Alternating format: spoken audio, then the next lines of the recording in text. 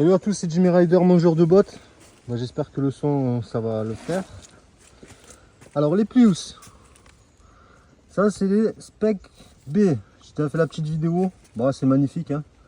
C'est mou que ça en peut plus. Le bib, on va essayer de regarder. Ouais, c'est pas trop mal, ça écrase un peu. L'avant, j'ai eu du mal à m'y faire un peu avec les crampons. Il y en a un sur deux, un peu directionnel. Donc c'était pas super directionnel, hein. Mais bon, maintenant ça va.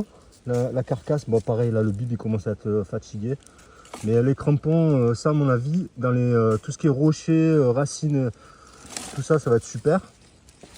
Et l'arrière, bah, toujours pareil, comme le Plius, le touch normal. Mais là, Spec B, ça veut dire qu'il y a 15 mm de gomme. Donc pour la FIM, je crois que c'est pas bon. Mais pour l'entraînement, la rando et tout, c'est pas mal. Celui qui a un X-Trainer. Ah, la moto va tomber. À l'instant.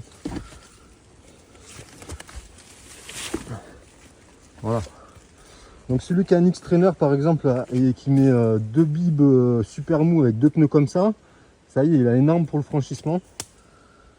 Les prix c'est correct, hein. Je suis à 180 € les deux pneus.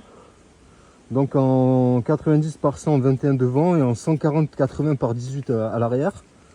Donc ça me paraît correct. Et dans les terrains gras, bon, à moins de faire le sauvage sur la route, mais bon, ça s'use, hein, ça s'arrondit un peu, mais ça reste raisonnable, hein, ça reste correct par rapport aux Michelin. Mais Michelin qui sont très très bons, attention, c'est la ref, hein. Michelin extrême à l'arrière, c'est la ref. Et là on s'approche un petit peu. Le dessin il ressemble un peu au Michelin. La largeur ainsi que la largeur, parce que là c'est un bib Michelin qui est à l'intérieur. Et là je vais passer sur un bib Michelin, mais un M14 toujours, mais le M14S, donc le soft. Pas le X, parce que le X ça va être juste pour faire une course, c'est pour les pros ça. Alors que le S il va se faire petit à petit. Et il retombera en densité, enfin en densité ça restera pareil, mais il retombera un peu en pression si on peut dire. Là c'est un M14 de 2020, donc je vous l'explique, hein. M14 de 2020, il a 5 ans. Là ça doit tomber dans les, je dirais 400 grammes, hein, 400 grammes, mais la densité c'est pas la même. Donc ça peut vous faire rebondir et ça peut être, c'est pas toujours terrible en fait. Voilà. On refera un petit peu le tour sur d'autres pneus parce que j'en ai encore plein à essayer là. Surtout les IRC des États-Unis. Les Ricains jusque par les IRC, il y en a 3-4 gammes.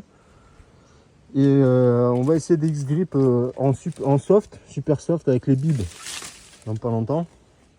Bon, je vous dis une petite parenthèse là, le freinage, le Motomaster en 270 chez Sherco, ça y est, c'est bon, ça freine. Voilà, ça freinait pas super. Ben voilà, je vous dis à bientôt.